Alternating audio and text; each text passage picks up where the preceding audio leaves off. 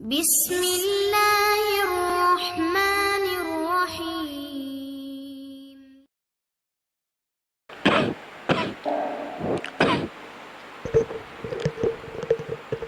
الحمد للہ رب العالمین والصلاة والسلام علی سید الانبیاء والمرسلین۔ الحمد للہ درس قرآن کی یہ نشست نمبر 120 ہے۔ اس سے پہلے سورہ الاعراف کی آیت نمبر 47 تک درس دیا جا چکا ہے۔ آج انشاءاللہ تعالی سورۃ الاعراف کی آیت نمبر 48 سے درس کا آغاز کیا جائے گا۔ اس میں اللہ رب العزت کا ارشاد پاک ہے: اعوذ باللہ من الشیطان الرجیم، بسم اللہ الرحمن الرحیم۔ ونادى أصحاب الأعراف رجالا يعرفونهم بسيماهم قالوا ما أغنى عنكم جمعكم وما كنتم تستكبرون۔ اور پکاریں گے اعراف والے ان لوگوں کو جنہیں وہ پہچانتے ہوں گے ان کی علامتوں سے، انہیں کہیں گے نہ فائدہ پہنچایا تمہیں تمہارے جتھے نے اور نہ اس ساز و سامان نے جس کی وجہ سے تم غرور کیا کرتے تھے۔ تو یہ بات پہلے بتائی جا چکی ہے کہ اعراف والے لوگ یہ وہ ہیں کہ جن کی نیکیاں اور برائیاں برابر برابر ہوں گی۔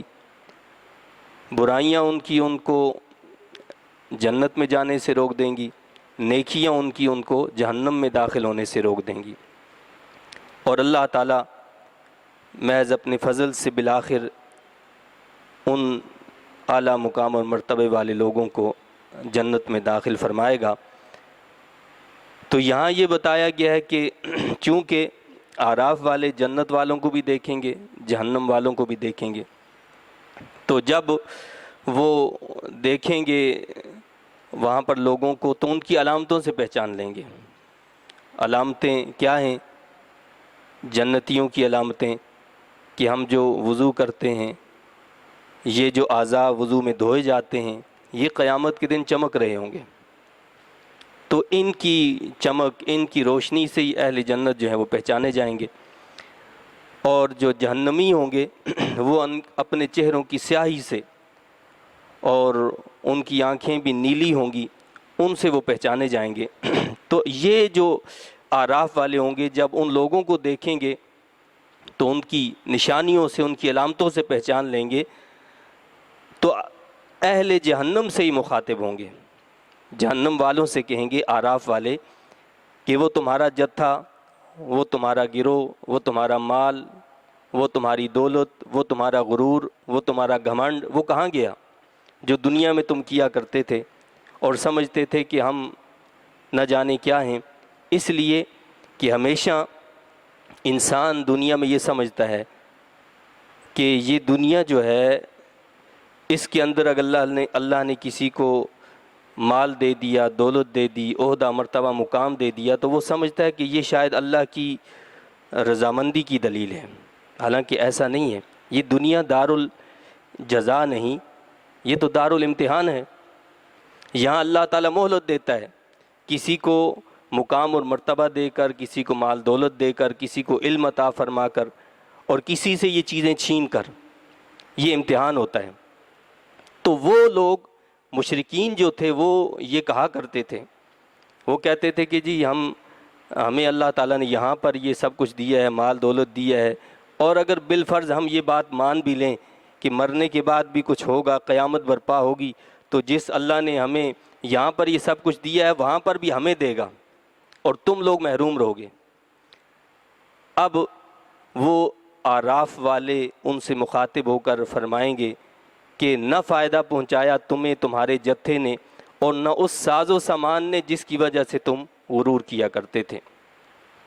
اب پھر ان کو ہی کہا جائے گا، اہل جہنم کو، کہ یہ دیکھو یہ جنت میں جو لوگ ہیں یہ صحابہ کرام، یہ بلال حبشی رضی اللہ تعالیٰ عنہ، یہ صہیب رومی، یہ دیگر صحابہ کرام رضوان اللہ تعالیٰ علیہم اجمعین، اور کمزور مسلمان جو جنت میں نظر آ رہے ہوں گے ان کی طرف اشارہ کر کے وہ کہیں گے أَهَؤُلَاءِ الَّذِينَ أَقْسَمْتُمْ لَا يَنَالُهُمُ اللَّهُ بِرَحْمَةٍ ادْخُلُوا الْجَنَّةَ لَا خَوْفٌ عَلَيْكُمْ وَلَا أَنْتُمْ تَحْزَنُونَ۔ اے سرکشو، کیا یہ جنتی وہی نہیں ہیں جن کے متعلق تم قسمیں اٹھایا کرتے تھے کہ نہیں عطا کرے گا انہیں اللہ اپنی رحمت سے؟ یعنی وہ کہتے تھے یہ غریب لوگ، یہ مسکین لوگ جو آپ کی دعوت کو قبول کر رہے ہیں، یہ ہمیشہ سے ایسا رہا ہے کہ اللہ کے نبیوں کی دعوت کو کسی مال دولت پیسے والے نے قبول نہیں کیا، کیونکہ ان کو یہ خدشہ ہوتا ہے کہ ہم نے اگر دعوت کو قبول کر لیا تو ہماری تجارت کو خوف ہوگا، ہمارے مرتبے کے اندر جو ہے کوئی نقص ہوگا، اس لیے وہ ان چیزوں سے دور رہتے ہیں۔ یہ اعزاز غرباء کو اللہ نے عطا فرمایا ہے کہ وہ ہمیشہ اللہ کے نبیوں کی دعوت پر لبیک کہنے کے لیے تیار ہوئے۔ تو اب ہوتا کیا تھا کہ وہ چونکہ غرباء اور نیچے طبقے کے جو لوگ تھے وہ اسلام کو قبول کر رہے تھے، تو مشرکین مکہ، رؤسائے مکہ، بڑے بڑے لوگ جو تھے وہ کہتے تھے کہ جی یہ لوگ قسم کھا کر کہتے تھے کہ ان کو تو اللہ کی رحمت کبھی مل ہی نہیں سکتی، اگر اللہ کی رحمت ان کو ملتی تو آج یہ غلام کیوں ہوتے، آج یہ زندگی ایسے کیوں گزارتے، ان کے پاس مال ہوتا، دولت ہوتا، یہ ہوتا، فلاں ہوتا، فلاں ہوتا۔ اس کا مطلب یہ ہے کہ اللہ ان سے راضی نہیں ہے، تبھی تو ان کو اس حالت میں رکھا ہے۔ آج بھی ہمارا ایک مائنڈ سیٹ اب یہی ہے، جس کو اللہ مال دے دیتا ہے، دولت دے دیتا ہے، تو وہ اپنے سے نیچے والے کو یہی تصور کرتا ہے کہ جی یہ کیا ہے، یہ تو ایک کیڑا ہے، پتہ نہیں یہ کوئی چیونٹی ہے، کوئی اور چیز ہے، نہ جانے۔ اس کو یہ خوف نہیں آتا کہ وہ رب جو آپ کو اقتدار دے سکتا ہے، آپ کو مال دے سکتا ہے، آپ کو عزت دے سکتا ہے، وہ آپ کو، وہ جو شخص جس کو آپ حقیر سمجھ رہے ہیں اس سے بھی نیچا کر کے دکھا سکتا ہے، اس سے بھی نیچا کر کے دکھا سکتا ہے، اور اس شخص کو جس کو آپ حقیر سمجھتے ہیں اس کو آپ سے بلند مقام عطا فرما سکتا ہے۔ یہ تو میرے رب کی شان ہے، اس کی قدرت ہے، وہ جس کو چاہے جب چاہے جیسا کر دے۔ لیکن دنیا کو اللہ نے بتایا، آگاہ کیا ہے کہ یہ دار الامتحان ہے، دار الجزا نہیں ہے۔ کسی کی ظاہری شکل صورت کو دیکھ کر، کسی کی ظاہری مقام اور مرتبے کو دیکھ کر اس سے دھوکہ نہیں کھانا چاہیے، اس سے یہ نہ سمجھا جائے۔ وہ شیخ سعدی رحمۃ اللہ علیہ فرماتے ہیں ایک واقعہ کہ جی ایک دعوت میں مجھے بلایا گیا، تو میں پھٹے پرانے کپڑوں میں گیا تو مجھے اندر جانے ہی نہیں دیا گیا، واپس کر دیا کہ بابا تمہارا یہاں کام نہیں، یہاں سے چلے جاؤ۔ کہتے ہیں پھر میں آیا، واپس آ کر میں نے خوب جبہ کبہ پہنا اور اچھا لباس پہن کے گیا، تو سب میرے سامنے بچھے چلے جا رہے تھے کہ آئیے حضور آئیے تشریف لائیں۔ تو جب کھانا تیار ہوا اور کھانا لا کر رکھا گیا تو انہوں نے وہ سارا کھانا جو ہے اپنے کپڑوں پر ڈالنے لگے۔ تو لوگوں نے کہا کہ حضور یہ کیا بات ہے؟ فرمانے لگے کہ میری عزت تھوڑی، یہ تو میرے کپڑوں کی عزت کی جا رہی ہے، میرے ظاہری ٹھن بن ان چیزوں کی، ہم ان چیزوں کو سب کچھ سمجھتے ہیں۔ جس کے پاس اچھی گاڑی ہو، اچھا مکان ہو، اچھا محل ہو، خوب دنیا کے اندر اس کا واہ واہ ہو رہی ہو، تو ہم سمجھتے ہیں کہ سب حق کا معیار شاید یہی ہے۔ لیکن اللہ نے جو ہمیں معیار دیا ہے، اسلام نے جو ہمیں معیار دیا وہ یہ نہیں ہے۔ اس کے بارے میں، اس کے حوالے سے اللہ بتا رہا ہے کہ قیامت کا دن جب برپا ہوگا، جب جنتی جنت میں چلے جائیں گے، جہنمی جہنم میں چلے جائیں گے، آراف والے اس وقت آراف پر ہوں گے، اس وقت وہ اہل جہنم سے مخاطب ہو کر کیا کہیں گے کہ اے سرکشو، کیا یہ جنتی وہی نہیں ہیں جن کے متعلق تم قسمیں اٹھایا کرتے تھے کہ نہیں عطا کرے گا انہیں اللہ اپنی رحمت سے؟ دیکھو انہیں تو حکم مل گیا ہے کہ داخل ہو جاؤ جنت میں، ادخلوا الجنہ، کہ ان کو تو اللہ نے حکم دے دیا کہ جنت میں داخل ہو جاؤ، نہیں کوئی خوف تم پر اور نہ تم غمگین ہوگے۔ یعنی یہ جن لوگوں کے بارے میں تم قسمیں کھاتے تھے کہ یہ وہاں پر بھی ایسے ہی عذاب کا شکار رہیں گے، مشکلات کا شکار رہیں گے، آخرت میں بھی جس طرح دنیا کے اندر ہیں، تو ان کو تو حکم مل گیا کہ جنت میں داخل ہو جاؤ، اب نہ کوئی خوف ہوگا تمہیں، نہ تمہیں کوئی غم ملے گا۔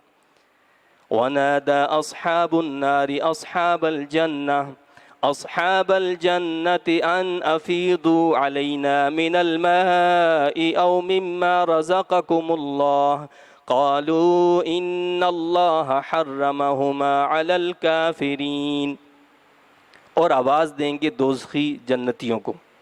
اب دوزخی پکاریں گے. پہلے ہم نے یہ بات کی تھی، اللہ نے اپنے کلام میں فرمایا، بتایا، آگاہ کیا کہ یہ جو زیب و زینت دنیا کی نعمتیں ہیں یہ تو اصل میں ایمان والوں کے لیے ہیں.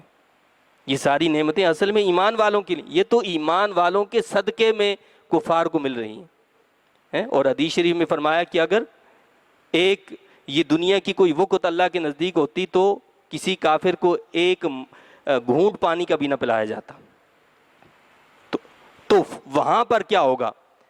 اب وہاں یہ جو اہل جہنم ہوں گے، یہ سرکش لوگ ہوں گے، یہ کافر لوگ ہوں گے جو دنیا کے اندر بڑے بڑے مقام مرتبوں پر بیٹھے ہوئے ہیں، یہ جنتیوں سے کہیں گے، آواز دیں گے دوزخی جنتیوں کو کہ انڈیلو ہم پر کچھ پانی، کہ بھائی کچھ پانی ہمیں بھی دے دو، یہ تمہارے پاس اتنا پانی ہے، یا جو کچھ دیا ہے تمہیں اللہ تعالیٰ نے اس میں سے دے دو، کچھ کھانے کے لیے ہمیں دے دو، کچھ پینے کے لیے دے دو. تو یہ سب نعمتیں تو اللہ تعالیٰ نے دنیا کے اندر اہل ایمان کے صدقے میں ان کو بھی دے دیں. وہاں کیا ہوگا؟ وہاں اہل جنت کہیں گے، وہ کیا کہیں گے؟ جنتی کہیں گے کہ اللہ نے حرام کر دی یہ دونوں چیزیں کافروں پر. اللہ نے ان چیزوں کو حرام کر دیا ہے، ہم کون ہوئے کہ اب ان میں سے کچھ دیں تمہیں؟ ہم نہیں دے سکتے اس میں سے کچھ بھی، اس لیے کہ یہاں پر اللہ نے یہ ساری چیزیں تم پر حرام کر دی ہیں. کیوں حرام کی ہیں؟ اس لیے کہ تم نے دنیا میں رہتے ہوئے اپنے خالق کو نہیں پہچانا، اپنے مالک کی نہیں مانی. آج تمہارا بھی کوئی یار و مددگار نہیں ہوگا. آج تم بھی بے سہارا رہو گے، اس لیے کہ تم نے رب کی نافرمانی کی تھی. ہم وہاں پر بھی رب کی نافرمانی سے ڈرتے رہے، بچنے کی کوشش کرتے رہے. آج تم یہ کہتے ہو کہ ہم وہ کام کریں جس کو اللہ تعالیٰ نے روکا ہے، منع کیا ہے. اللہ نے تو حرام قرار دیا کہ پانی تمہیں نہیں دیا جا سکتا یہاں پر، یہ پانی جنتیوں والا، یہ کھانا، یہ رزق تمہیں نہیں دیا جا سکتا جنتیوں والا، یہ تمہیں ہم دیں. اس کا مطلب یہ کہ ہم یہاں پر آ کر اللہ کی نافرمانی کریں، ایسا تو ممکن نہیں ہے. ہم جس طرح وہاں اپنے رب کے حکم کی پابندی کرتے تھے، یہاں پر بھی اپنے رب کے حکم کی پابندی کریں گے. تو لہٰذا اللہ نے حرام قرار دیا ہے تمہارے لیے ان چیزوں کو، ہم اس میں سے کچھ نہیں دے سکتے. اب اللہ نے بتایا کہ وہ دو بنیادی چیزیں کیا ہیں کہ جن کی وجہ سے انسان جو ہے شر اور فساد میں مبتلا ہو جاتا ہے. کیا خصوصیات ہیں وہ؟ اس حوالے سے اللہ نے بتایا، الذین اتخذوا دینہم لہوا ولعبا وغرتہم الحیاۃ الدنیا فالیوم ننساہم کما نسوا لقاء یومہم ھذا وما کانوا بآیاتنا یجحدون. جنہوں نے بنا لیا تھا اپنے دین کو کھیل اور تماشا. یعنی پہلی خصوصیت کفار کی، انکار کرنے والوں کی کیا ہے؟ اللہ کے نافرمانوں کی پہلی خاصیت کیا ہے؟ کہ انہوں نے بنا لیا تھا اپنے دین کو کھیل اور تماشا. دین ان کا کھیل تماشا تھا، کھیل تماشے کو سب کچھ سمجھتے تھے. جہاں کھیل تماشا ہو اس کو آپ اپنا دین بنا لو. یعنی اس کا مقصد یہ ہے کہ اس نے اپنی زندگی کا مقصد ہی نہیں سمجھا کہ اللہ نے پیدا کیوں کیا ہے. وہ یہ سمجھتے ہیں کہ دنیا میں ہمیں بھیجا اسی لیے کہ ہم عیش و عشرت کریں یا ہم جو ہے کھیل کود کریں، اور کوئی ایسی جگہ ہے ہی نہیں کہ جہاں پر جا کر ہم نے اپنی زندگی کا کوئی حساب دینا. ایک ایمان والا جو آخرت پر یقین رکھتا ہو وہ اپنی زندگی تو ایسے نہیں گزار سکتا کہ صبح سے شام تک وہ کرکٹ میں لگا رہے، وہ کرکٹ کو دیکھتا رہے، یہ کھیل تماشوں میں لگا رہے. بھائی اس کا مقصد زندگی یہ نہیں ہے، یہ کھیل تماشا نہیں ہے. وہ ملک، وہ قوم جو اسلام کے نام پر معرض وجود آئی، یہ ملک ہمارا، اس ملک کے اندر اگر حکومت کی سرپرستی کے اندر جشن بہارا منایا جائے، بسنت کا ہندوانہ تہوار منایا جائے، یہ کہاں کا اسلام ہے اور یہ کہاں کی مسلمانی ہے؟ ہمارے ملک کے اندر حکومت کی سرپرستی میں یہ سارے کام ہوتے ہیں. اللہ فرماتا ہے جنہوں نے بنا لیا تھا اپنے دین کو کھیل اور تماشا، پتنگ بازی اور ڈرامے اور طرح طرح کی چیزیں، تو یہ پہلی بنیاد ہے. یہ پہلی خاصیت ہے کن لوگوں کی؟ جو اللہ کا انکار کرنے والے، جو اللہ کی نافرمانی کرنے والے، اور جو جس قوم کی مشابہت اختیار کرتا ہے ان کا حشر انہی کے ساتھ ہوگا۔ من تشبہ بقوم فہو منہم، اللہ کے رسول صلی اللہ علیہ وسلم نے ارشاد فرمایا کہ جو جس قوم کی مشابہت اختیار کرے گا اس کو اسی میں سے کھڑا کیا جائے گا، ان کے ساتھ ملا دیا جائے گا، اگرچہ بظاہر وہ کتنا اپنے آپ کو کچھ نہ سمجھتا ہو، وہ سمجھتا ہو کہ میں پتہ نہیں بہت بڑا سچا مسلمان ہی میں ہوں، لیکن اس کو اٹھایا ان کے ساتھ جائے گا جن کی مشابہت اختیار کی۔ اسی لیے ہم یہ کہتے ہیں ہمارے پاس تو کوئی نیک عمل نہیں ہے، لیکن کم از کم ظاہری صورت شکل تو ہم اللہ کے نیک بندوں کی بنائیں، تو اللہ کی ذات سے امید ہے کہ اس شکل اور صورت کی وجہ سے شاید وہ ہماری بخشش فرما دے اور ہمیں اپنے نیک اور صالحین کا ساتھ عطا فرما دے۔ تو فرمایا کہ جنہوں نے بنا لیا تھا اپنے دین کو کھیل اور تماشا۔ دوسری بات کیا تھی؟ دوسری چیز یہ تھی کہ وغرتہم الحیات الدنیا، اور فریب میں مبتلا کر دیا تھا انہیں دنیا کی زندگی نے۔ یہ دوسری خاصیت ان کی، اور یہی دو بنیادی خاصیات ہیں کہ جو انسان کو کفر گمراہی میں مبتلا کرتی ہیں، باقی سب اس کی فروعات ہیں، یعنی اس کی شاخیں، کہ انسان دنیا کی زندگی میں ایسا غرق ہو جاتا ہے، ایسا محو ہو جاتا ہے، ایسا اس میں مصروف اور مشغول ہو جاتا ہے، وہ سمجھتا ہے کہ سب کچھ بس یہی ہے، اب نہ میں نے مرنا ہے اور نہ میں نے اپنی زندگی کا کوئی حساب دینا ہے۔ ہماری صبح شام جو اسی فکر میں مبتلا ہے کہ میرے پاس ادھر سے پیسہ آ جائے، ادھر سے آ جائے، وہاں سے آ جائے، اور ہر وقت یہی ذہن پر سمایا ہوا ہے اور چھائی ہوئی ہے یہ بات کہ جی پیسہ آ جائے، حلال ہو حرام ہو اس کی کوئی تمیز نہیں، بس پیسہ آنا چاہیے۔ یہ کیا چیز ہے؟ یہ اصل میں وہی دنیا میں غرق ہو جانا ہے، یہ دنیا کی زندگی کے اندر مبتلا ہو جانا ہے کہ بس ہمارے جو اسلاف تھے وہ تو دنیا سے بھاگتے تھے، ہاں یہ ضرور ہے کہ وہ اللہ سے یہ دعا کرتے تھے کہ اللہ کسی کا محتاج نہ رکھے، اپنا محتاج رکھے، لیکن دنیا کے پیچھے دوڑتے نہیں تھے، دنیا ان کے پیچھے دوڑتی تھی۔ ان کا مقصد زندگی یہ نہیں تھا کہ میں آپ سے آگے بڑھ جاؤں، آپ مجھ سے آگے بڑھ جائیں، یہ تو دنیا کے کھیل تماشے اسی کو کہا جاتا ہے کہ ہم اسی میں مصروف ہیں کہ ایک دوسرے سے آگے بڑھنا ہے دنیا میں۔ اگر آگے بڑھنا ہے تو دین میں بڑھے نا، یہ ہے اللہ کے ہاں قابل قدر چیز، کہ جب ہماری سوچ یہ بن جائے، فکر یہ بن جائے کہ ہم نے ایک دوسرے سے دین میں آگے بڑھنا ہے، تو آپ سمجھ لیں کہ اللہ اس شخص کو دنیا میں بھی کامیابی دے گا اور آخرت میں بھی وہ انشاءاللہ کامیاب ہوگا۔ تو فرمایا کہ فریب میں مبتلا کر دیا تھا انہیں دنیا کی زندگی نے، سو آج ہم فراموش کر دیں گے انہیں، فَالْيَوْمَ نَنْسَاهُمْ، نسیہ ینسیہ کا مطلب ہوتا ہے بھول جانا۔ یہ لفظ جب اللہ کے لیے استعمال ہوتا ہے تو وہاں اس کا مطلب بھولنا نہیں ہوتا، بہت سارے لوگ اس کا ترجمہ کر دیتے ہیں کہ ہم بھلا دیں گے۔ اللہ کسی چیز کو نہیں بھولتا، بھولنا یہ ایک عیب ہے، اللہ تعالیٰ عیوبات سے پاک ہے۔ تو اللہ کے لیے جب یہ لفظ استعمال ہو تو مطلب کیا ہوتا ہے کہ ہم نظر انداز کر دیں گے، اور نظر انداز آپ سمجھتے ہیں نظر انداز کب کیسے کیا جاتا ہے؟ بھولے سے کیا جاتا ہے بھائی، نظر انداز تو کیا ہی تب جاتا ہے کہ جانتے بوجھتے کسی کو نظر انداز کر دینا، اور یہ بات ہم کر دیتے ہیں لیکن ہماری سمجھ میں نہیں آتی بات، لیکن اس کو پریکٹیکلی اگر ہم سوچیں تو آپ کو یہ بات سمجھ میں آئے گی۔ اگر آپ کا باس جو ہے وہ آپ کو نظر انداز کر دے، آپ پر کیا بیتے گی؟ شوہر اپنی بیوی کو نظر انداز کر دے تو اس پر کیا بیتے گی؟ بیوی اپنے شوہر کو نظر انداز کر دے تو اس پر کیا بیتے گی؟ بیٹا اولاد ماں باپ کو نظر انداز کر دے، یا ماں باپ اپنی اولاد کو نظر انداز کر دے کسی ایسے مرحلے، اس ایسے مقام پر کہ جہاں اسے نظر انداز نہیں کرنا چاہیے، تو ان پر کیا بیتے گی؟ تو آپ سوچیں، اللہ فرماتا ہے کہ فَالْيَوْمَ نَنْسَاهُمْ، سو آج ہم ان کو نظر انداز کر دیں گے، آج ہم ان کو فراموش کر دیں گے، یعنی جانتے بوجھتے نظر انداز کر دیں گے، اپنی رحمت کی نظر ان پر نہیں ڈالیں گے۔ اور فرمایا کہ سو آج ہم فراموش کر دیں گے انہیں جیسے بھلا دیا تھا انہوں نے اس دن کی ملاقات کو۔ وجہ بھی بتا دی اللہ نے کہ نظر انداز کیوں کیا جائے گا، کہ اللہ تعالیٰ ویسے ہی نظر انداز کر دے گا؟ نہیں، فرمایا کہ جیسے انہوں نے ہمیں بلا دیا تھا، ہماری ملاقات کو بلا دیا تھا، آج کے دن کو بلا دیا تھا. وہ یہ سمجھتے نہیں تھے کہ ہم نے مر کر اللہ کے حضور جواب دینا اپنی زندگی کا, اپنا حساب دینا ہے, اس کی کوئی فکر ہی نہیں تھی ان کو. تو جو یہ فکر نہیں رکھتا اسے نظر انداز کر دیا جائے گا.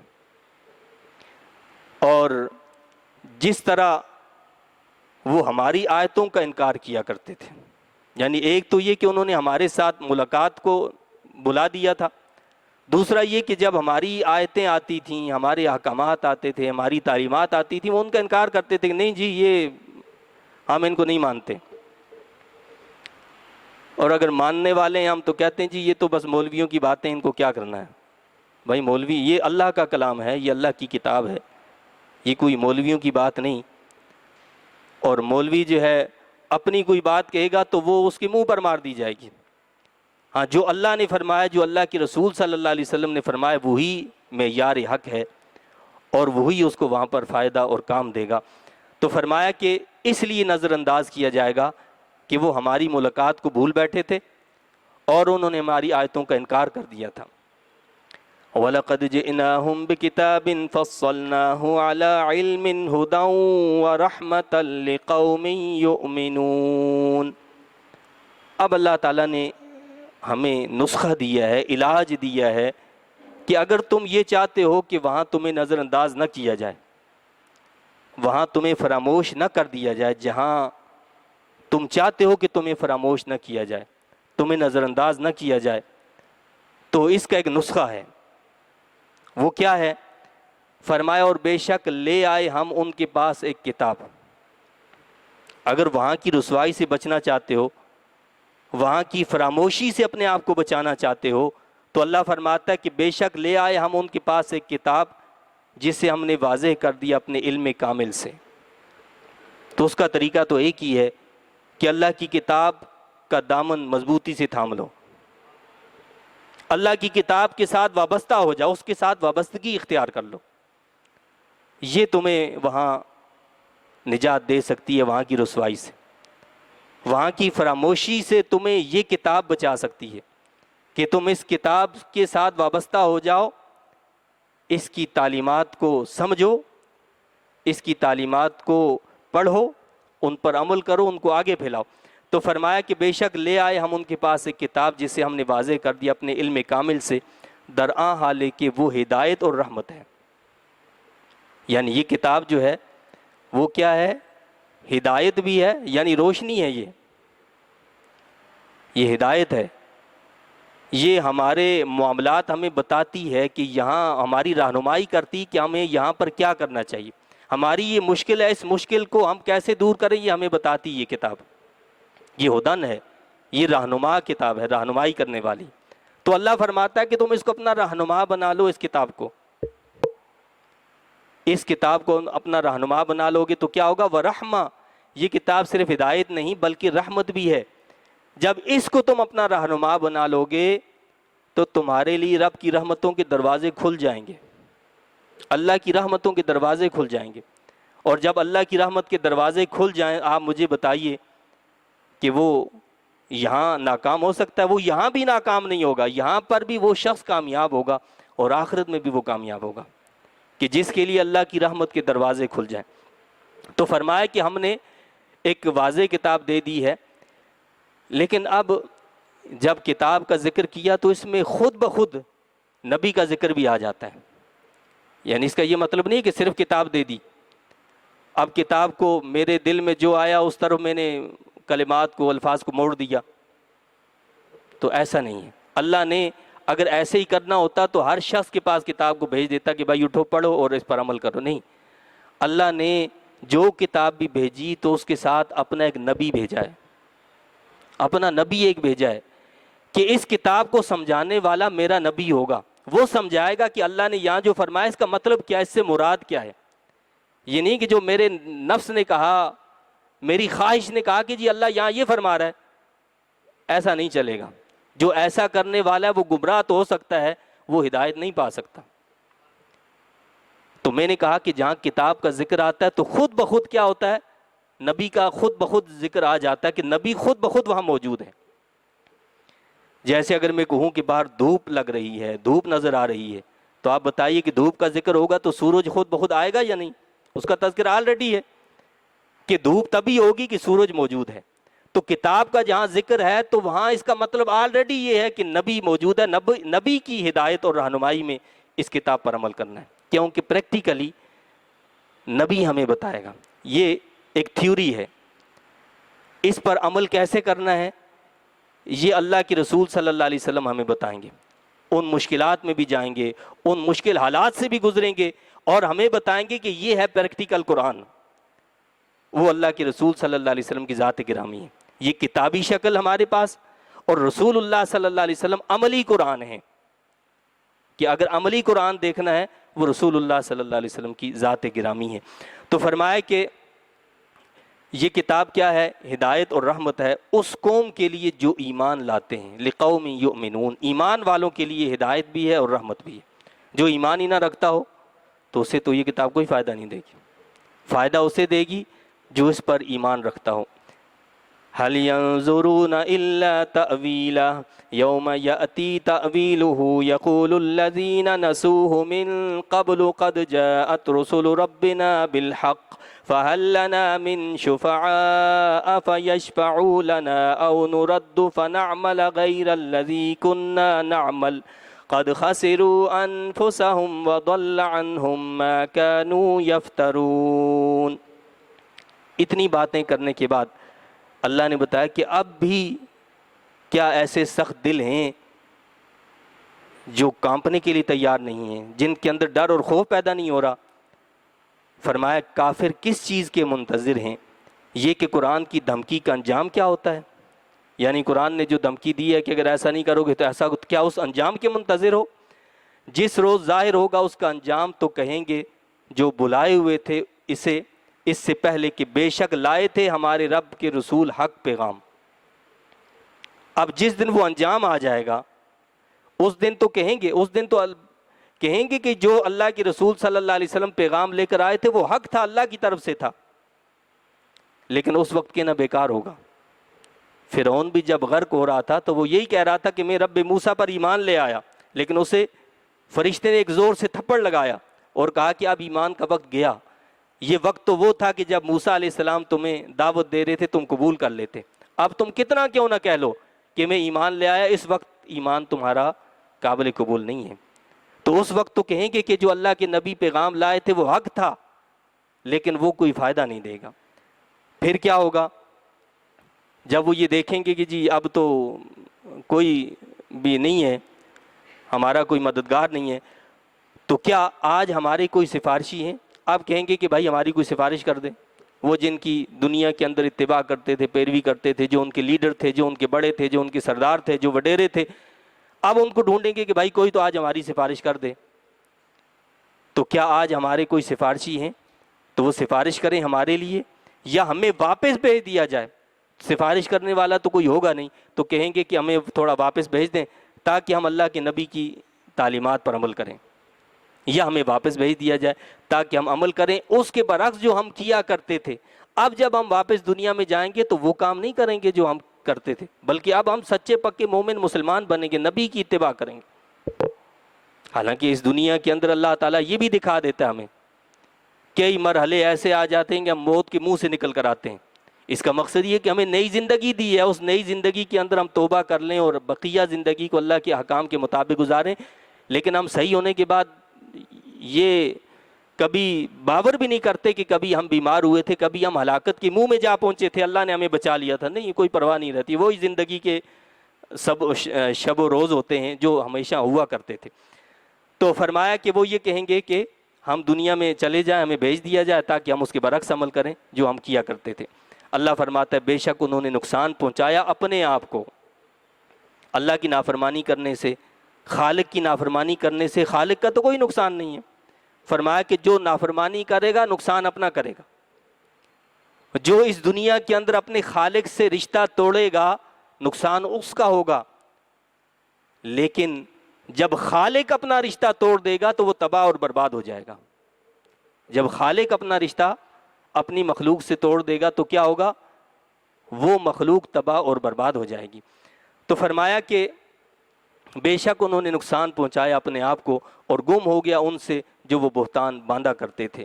ان ربکم اللہ الذی خلق السماوات والارض فی ستۃ ایام ثم استوى علی العرش یغشی اللیل النہار یطلبہ حثیثا والشمس والقمر والنجوم مسخرات بامرہ الا لہ الخلق والامر تبارک اللہ رب العالمین۔